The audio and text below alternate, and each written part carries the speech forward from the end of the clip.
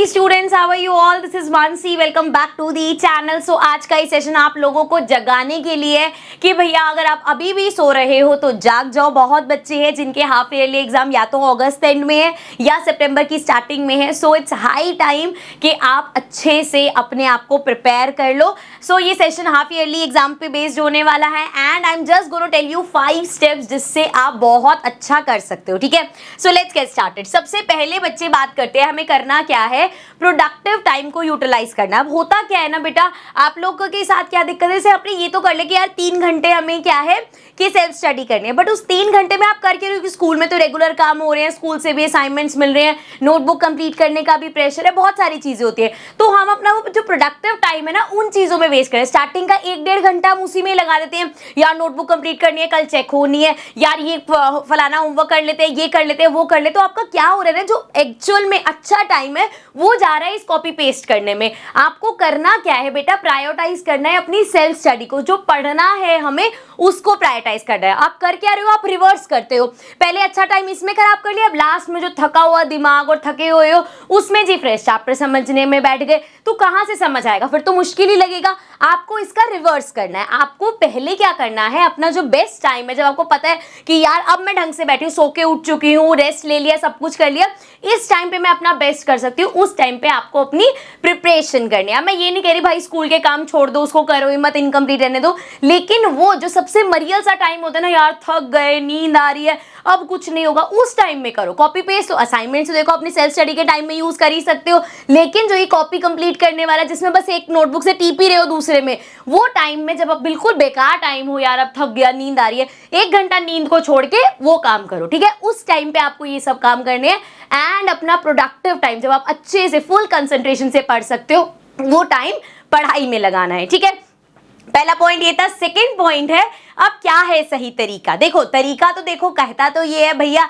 कि आपको सारा जितना हाफ ईयरली का सिलेबस है सब कवर करना है, बट अगर आप बहुत ही देर से जागे हो और आपको लग रहा है कि यार नहीं ट्रेन छूट चुकी है, मैं सारे चैप्टर्स तो कवर नहीं कर सकती, अब मैं क्या करूँ, और प्रेशर लेने की जगह सबसे पहले ना सारे चैप्टर्स लिख लो, कौन कौन से चैप्टर्स आ रहे हैं आपके हर सब्जेक्ट के लिख लो एंड देन आप सबसे इजी चैप्टर्स है ना उनको स्टार्ट करो। हम गलती क्या करते हैं, यार ये ट्रायंगल चैप्टर बहुत मुश्किल है या ये वाला ट्रिग्नोमेट्री वाला चैप्टर बहुत मुश्किल है, इसको पहले करते हैं, उसमें आपका सारा टाइम निकल जाता है। तो जो बहुत सिंपल चैप्टर्स लग रहे हैं ना कि ये जल्दी हो जाएगा जरूर, उनको करो, ताकि आप उनको जब टिक करते रहोगे या क्रॉस करते रहोगे ना तो आपको रहेगा हाँ यार मेरे इतने सारे चैप्टर्स हो गए, आप इतना बार, तो प्रेशर धीरे धीरे कम होता रहेगा और कॉन्फिडेंस आपका बढ़ता रहेगा। यही चीज का हमें ध्यान रखना है एंड इसी पॉइंट को लेके आपको क्या करना है बच्चे, इस तरीके से करोगे ना तो आपका प्रेशर कम होता रहेगा।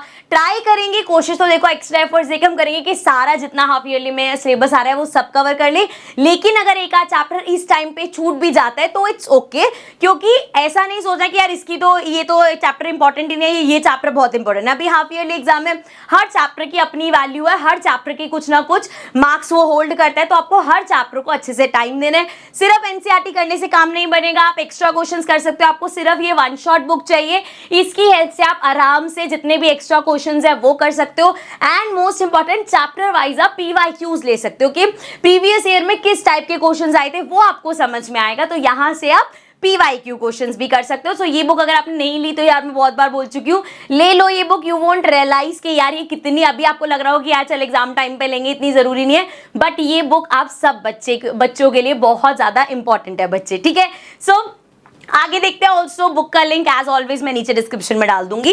नेक्स्ट है प्रैक्टिस टीचिंग। अब ये जो पॉइंट है ना ये मेरा पर्सनल एक्सपीरियंस है, मैं जब खुद पढ़ती थी तब भी मैं ऐसे पढ़ती और शायद उसी वजह से मैं टीचर भी बन गई।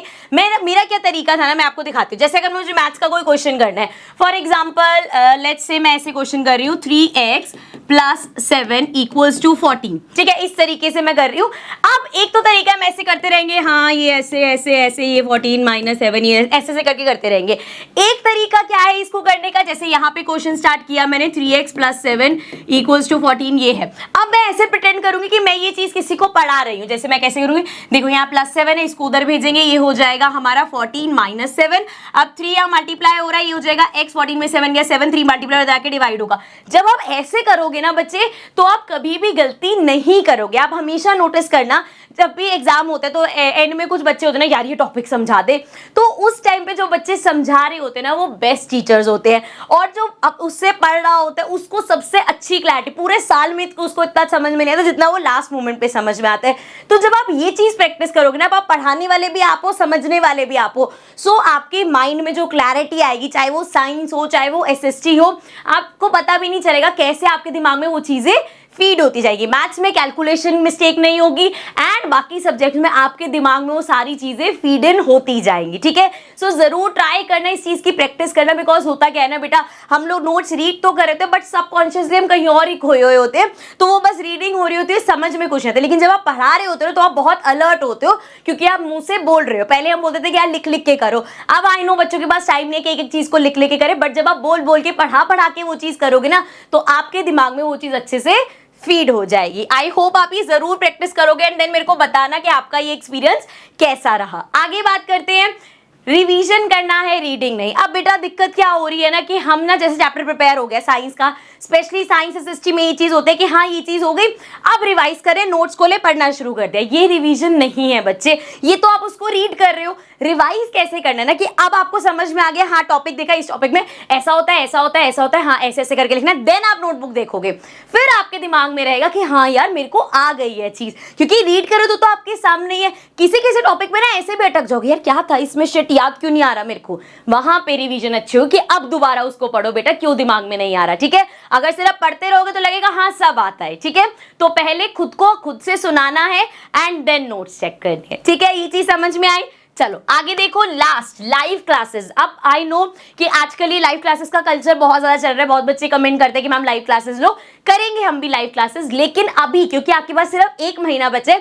होता क्या है ना बच्चे, अगर आपको बहुत सारा सिलेबस बचा है, लेट्स सपोज कोई चैप्टर है जो आपका पढ़ा है, आपको बिल्कुल फ्रेश स्टार्ट करना है, आपने उसके बारे में कुछ नहीं पढ़ा एंड आप सोच रहे हो कि यार ये चीज मैं लाइव क्लास में पढ़ लूंगा, ये चीज मैं कर लूंगा, तो उससे क्या होता है ना, हो सकता है वो चैप्टर आप 1 घंटे में खत्म कर दो। लेकिन अब आप क्या करोगे, अगर लाइव क्लास में कभी कभी यार वो 1 घंटे से 2 घंटे 3 घंटे की लाइव क्लास भी चल जाती है, सो आपके 3 आवर्स चले गए उस एक चैप्टर में। सो आपको अपना टाइम यूटिलाइज करना है। अब आपके पास इस टाइम टाइम नहीं है, आपको रिवीजन करनी है, तो बेस्ट है आप कर चुके हो लाइव क्लास में ना, आपको ऐसा लगेगा यार ये तो मेरे को आता है, ये जो बता रहे हैं ये तो मेरे को आता है, तब मजा आएगा आपको। लेकिन अगर आप फ्रेश स्टार्ट करो तो आपको अपने ऊपर डिपेंडेंसी रखने, किसी और पे आप डिपेंडेंट इस टाइम पे नहीं हो सकते। आप पहले ही वीडियो शॉर्टलिस्ट कर लो कि यार यहां से मेरे को ये पढ़ना है, इधर इधर से पढ़ना है, एंड देन आप उस चैप्टर को प्रिपेयर करोगे, आपका टाइम बचेगा, ठीक है।